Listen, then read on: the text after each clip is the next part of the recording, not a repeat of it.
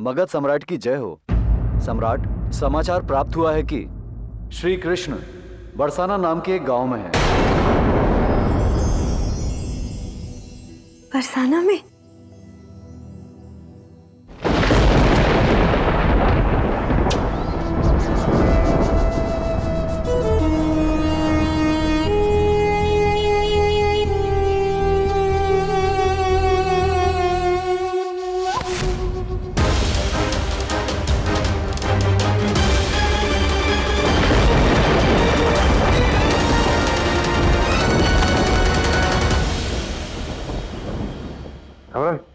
ये क्या?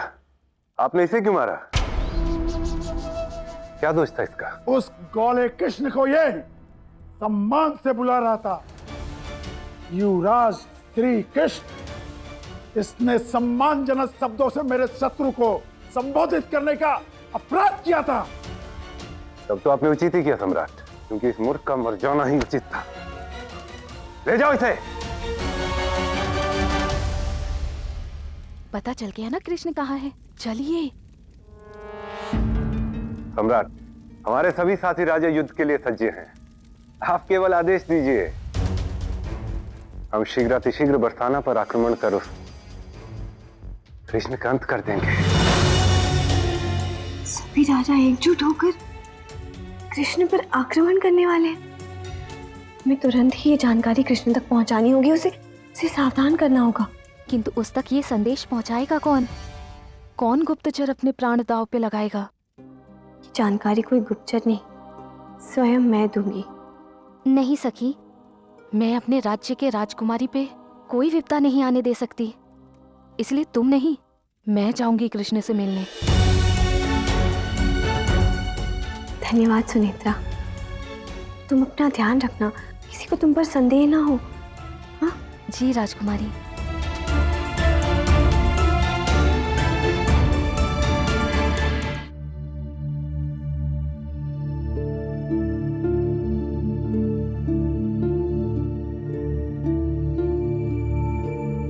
ऐसा कौन आने वाला है? सावधान, कौशल स्थली के राजा कुकुदमी पधार रहे हैं।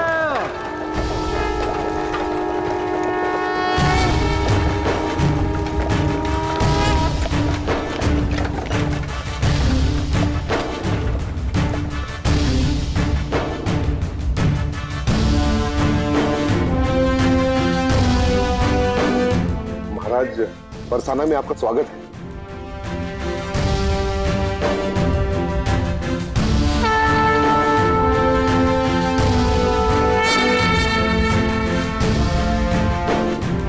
बरसाना में आपका स्वागत है महाराज। किंतु ऐसे अचानक आने का प्रयोजन? वो मेरी पुत्री का संदेश आया तो मैं तुरंत चला आया। कहाँ हो पुत्री रेवती?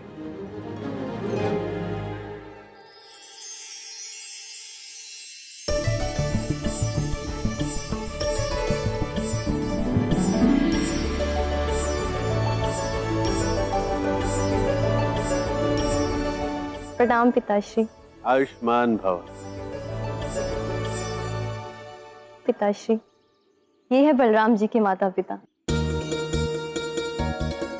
प्रणाम। आइए महाराज, पधारिए। आप सबके भव्य स्वागत के लिए मैं कृतज्ञ हूँ। अब मैं सीधे अपने आने के प्रयोजन की चर्चा करना चाहूंगा। जी। रेवती की अर्थात मेरी इच्छा है कि शीघ्र ही बलराम और रेवती का विवाह संपन्न हो।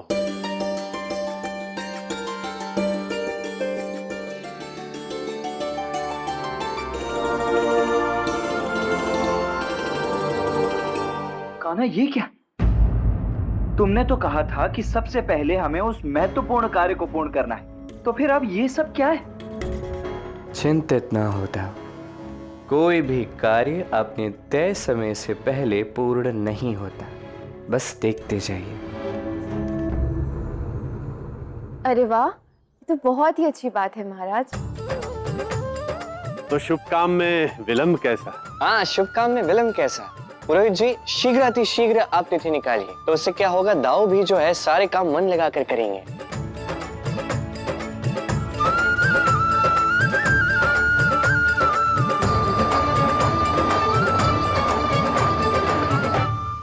क्षमा करें महाराज, किंतु अगले 8 माह तक तो कोई शुभ तिथि है ही नहीं।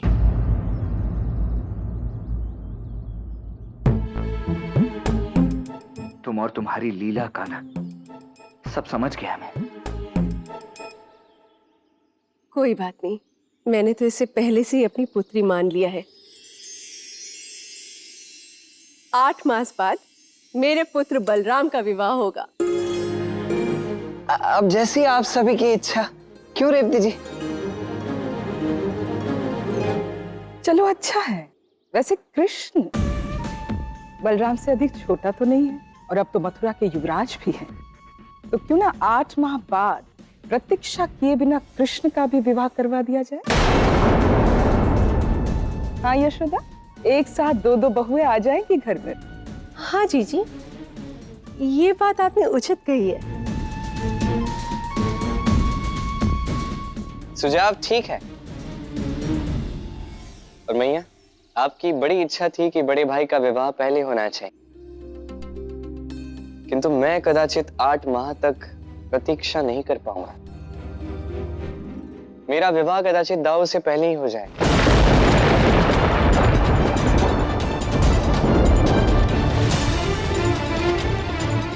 तू टिटोलियां करना कब बंद करेगा? अपने बड़े भ्राता से पहले विवाह करेगा? इसकी बातों में ध्यान मत दो, ये तो कुछ भी कहता है। कदाचित कोई मेरी बात को समझ न पाए, कदाचित कोई इस बात को किसी और दृष्टिकोण से देखे, कुछ और समझे।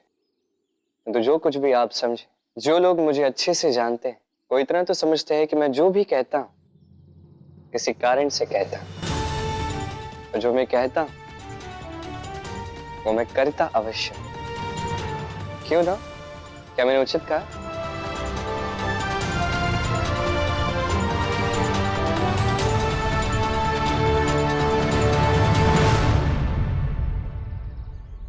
आप बैठिए, मैं अभी आती हूँ। जी।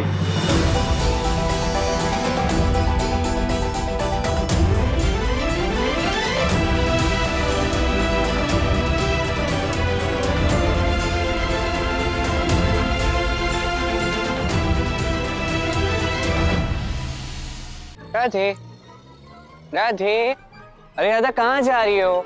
इतनी क्रोधित क्यों? रुक जाओ। मैं तनिक भी क्रोधित नहीं हूँ। विवाह तुम्हारा है, तुम्हें करना है, तुम जानो। और वैसे भी इस विषय में तुमने मुझे कुछ बताया तो है नहीं। तुमने जानबूझकर ये घोषणा सबके समक्ष की ना, ताकि मुझे विश्वास हो जाए कि तुम ये सत्य में कर रहे हो। जब आना आ जाता है, जब जाना चले जाता है, कुछ बताना तो इसके स्वभाव में ही नहीं है। विवाह कर रहा है और मुझे भनक तक नहीं है। जो करना है करे, मुझे उससे क्या। रुको। क्या है? तुम क्रोधित हो। मैं क्रोधित नहीं हूँ। ठीक है, तुम क्रोधित नहीं। इधर ये क्या है? ये माथे पे क्रोध की शिकंज क्यों? शांत करो, शांत करो इसे। मैंने कहा ना मैं क्रोधित नहीं हूँ।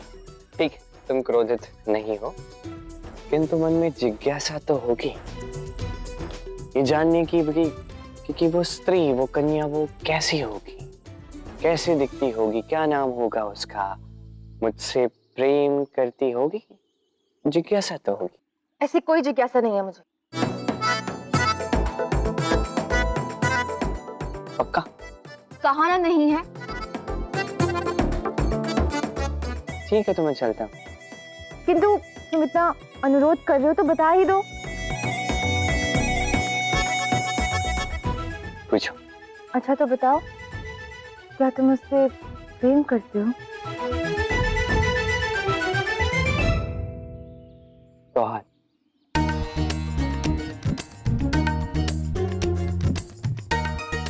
और वो भी तुमसे प्रेम करती है? करती ही होगी, बहुत अधिक प्रेम करती होगी।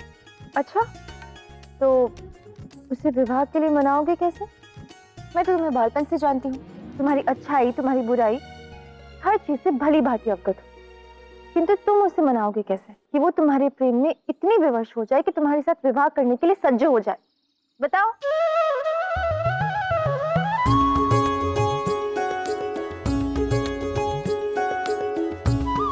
ये है ना कृष्ण की बांसुरी। ये बांसुरी मैं जिसके लिए भी बजाऊंगा वो मुझसे प्रेम करने लगी। अरे तुम्हें तो ज्ञात ही है, तुम कहो तो तुम्हारे लिए बांसुरी बजाऊं, क्रोध शांत हो जाएगा। मैं क्रोधित नहीं हूँ और कोई आवश्यकता नहीं है बांसुरी बजाने की। नहीं सुननी मुझे तुम्हारी बांसुरी की धुन। तुमसे तंग आ गई हूँ मैं कृष्ण। अरे किंतु राधा मेरी बात तो सुनो, तुम ऐसा नहीं सुननी है तुम्हारी कोई बात, जाओ यहाँ से। तुम तो क्रोधित हो। नहीं हूँ।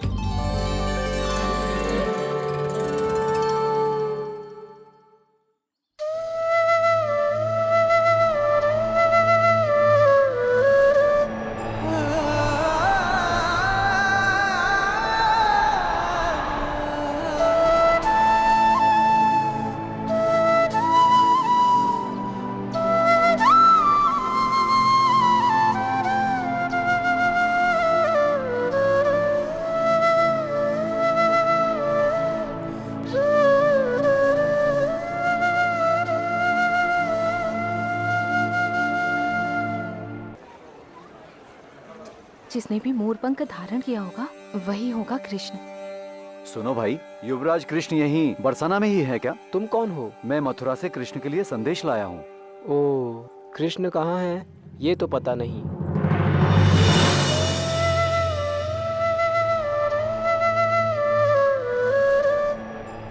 ऐसी मंत्र मुग्ध करने वाली मधुर धुन तो मैंने जीवन में नहीं सुनी। ये अवश्य ही कृष्ण की बांसुरी से ही निकली होगी। ये धुन सुन रहे हो? संसार में इससे मधुर बांसुरी कोई नहीं बजा सकता। यदि कृष्ण तक पहुंचना है तो इस धुन का अनुसरण कीजिए, तुम्हें कृष्ण अवश्य मिल जाएंगे। धन्यवाद।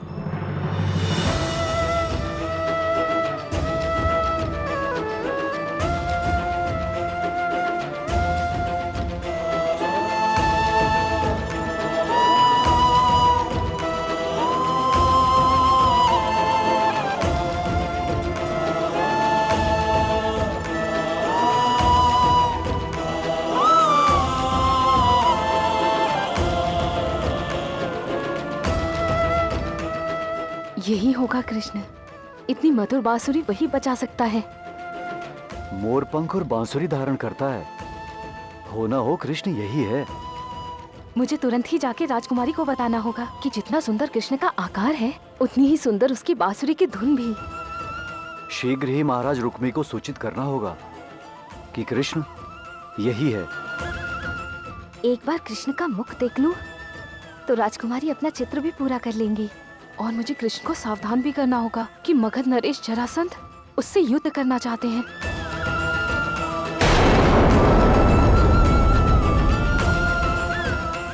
यहाँ तो महाराज रुक्मी के गुप्तचर आ चुके हैं। यदि मैं पकड़ी गई तो राजकुमारी का भेद खुल जाएगा।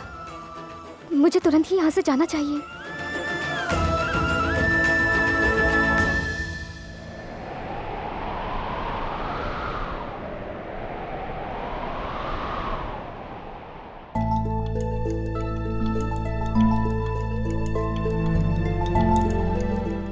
देखा मेरी बांसुरी का प्रभाव। इस बांसुरी की धुन सुनकर कोई भी मंत्रमुग्ध हो जाता है राधा। तो जिससे मुझे विवाह करना है उसे भी इसी प्रकार मैं बांसुरी बजाकर मना सकता है।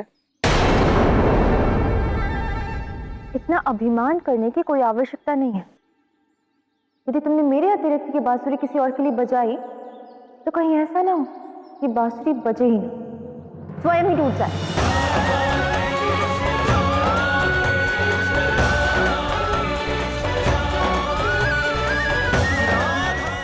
एक दिन ऐसा ही होगा राधा। ये बांसुरी स्वयं इन्हीं हाथों से टूटेगी और फिर